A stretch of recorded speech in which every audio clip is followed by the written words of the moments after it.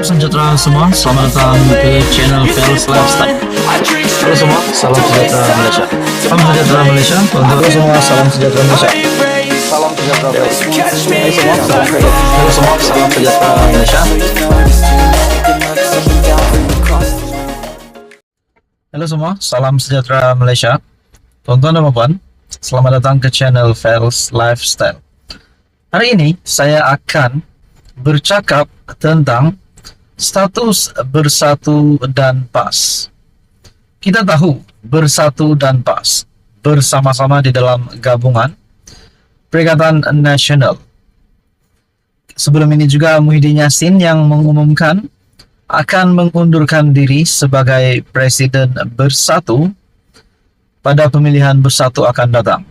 Tetapi akhirnya dengan segala sokongan ataupun gesaan daripada pemimpin-pemimpin bersatu yang tidak mahu Mahyadin mengundurkan diri, akhirnya Muhyiddin Yassin kekal sebagai Presiden Bersatu, dan saya boleh kata 90% pada pemilihan akan datang Muhyiddin Yassin akan menang tanpa bertanding. Nah, berkaitan dengan status bersatu dan PAS di dalam Perikatan Nasional, adakah hubungan kerjasama di antara Muhyiddin Yassin dan Hadi Awang ini akan kekal sehingga PRU 16, selepas PRU 16 dan seterusnya? Satu dapatan saya daripada Malaysia kini, dalam satu surat PAS lemah atau bersatu berharap. Sebelum saya meneruskan ulasan ini, Anda boleh komen di bawah, di antara PAS dan bersatu, mana satukah yang lebih kuat? Mana satu parti yang lebih mempengaruhi, lebih berpengaruh di dalam Perikatan Nasional?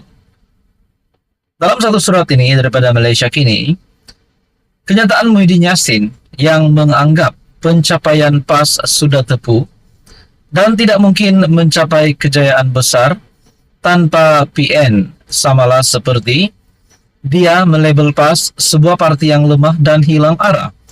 Itu menurut Muhyiddin Yassin. Justru bagaimana kita mahu mentafsir kenyataan pengurus CPN tersebut? Mari kita lihat dulu apa yang pernah berlaku sebelum ini. Dr. Mahathir sudah membuat pengakuan baru-baru ini mengakui bahwa Tun Mahathir menggunakan DAP untuk melawan Najib Razak. Masih ingatkah lagi bagaimana Mahathir bersorak-sorai bersama-sama dengan DAP sambil berpegang tangan ketika dia masih dalam bersatu dan bersatu pula bersama-sama Pakatan Harapan. Ketika itu mereka sanggup menunggang Pakatan Harapan. Kini selepas beberapa tahun, apakah jaminan untuk bersatu kekal setia dengan PAS? Bagi saya tidak mustahil akan ada langkah lain diambil bersatu. Langkah ini yang menjadi persoalan ramai. Kalau bersatu pernah menunggang Pakatan Harapan, setelah misi dicapai, akhirnya bersatu keluar Pakatan Harapan. Tidakkah mustahil ini juga akan berlaku? Bersatu yang menunggang Perikatan Nasional ataupun PAS demi menumbangkan Datuk Seri Anwar Ibrahim. Mungkin kita boleh panggil gerakan Pago ataupun mungkin gerakan Larut. Barangkali kita boleh panggil kalau ada gerakan itu pada masa akan datang. Nah, di dalam tulisan ini, bagi saya tidak mustahil akan ada langkah lain diambil bersatu. Langkah Pago atau langkah Larut misalnya. Sekali khianat, tidak mustahil akan khianat berulang kali.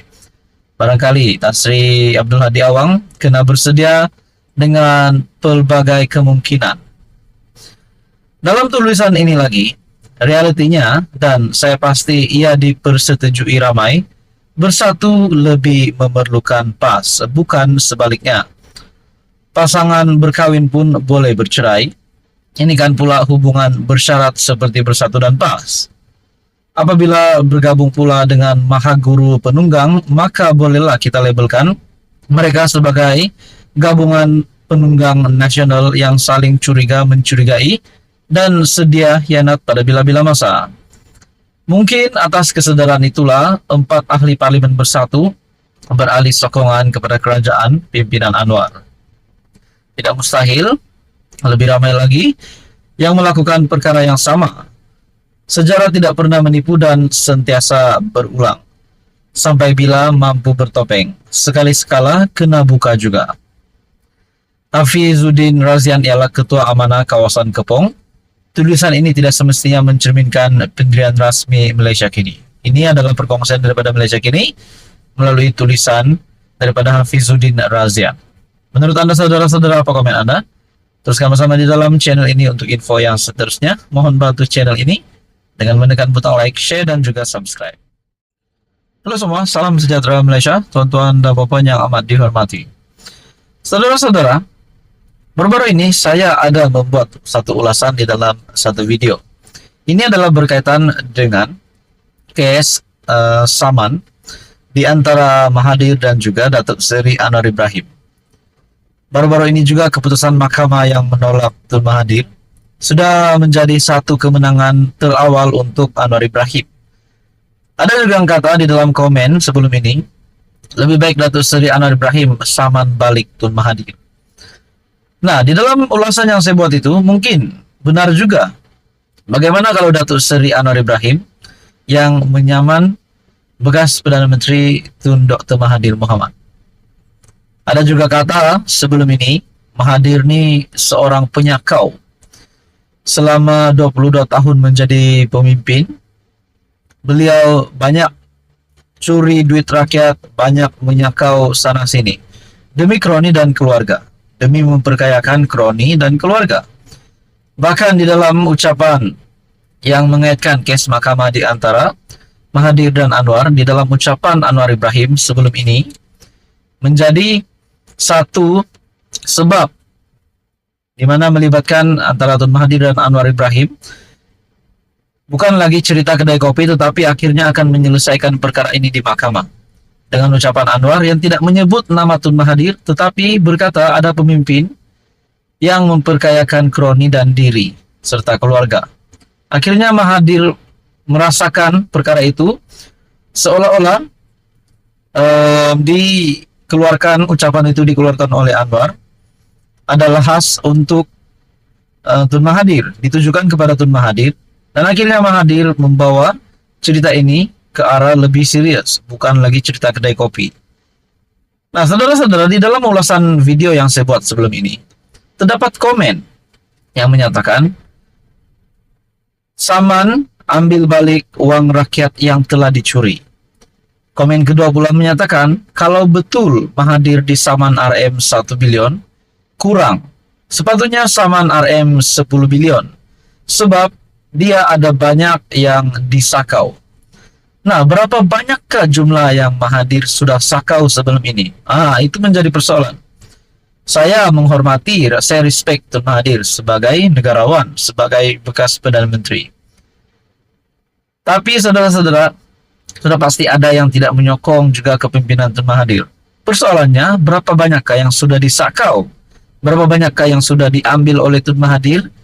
Adakah berbilion-bilion, beratusan juta di bawah katil Mahathir, di bilik rahasianya ataupun di mana-mana?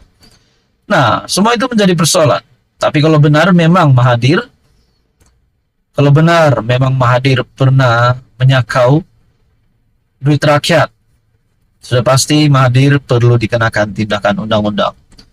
Mungkin beliau patut disaman, mungkin juga dipenjara sekiranya, berisiko di penjara sekiranya dapat disabitkan bersalah. Nah, saudara-saudara, komen itu membuatkan saya tertanya-tanya, berapa banyakkah Tun Mahathir pernah sakau sebelum ini? Tonton apa yang mau dihormati, apa komen Anda? Sekian saja, teruskan bersama di dalam channel ini untuk info yang seterusnya.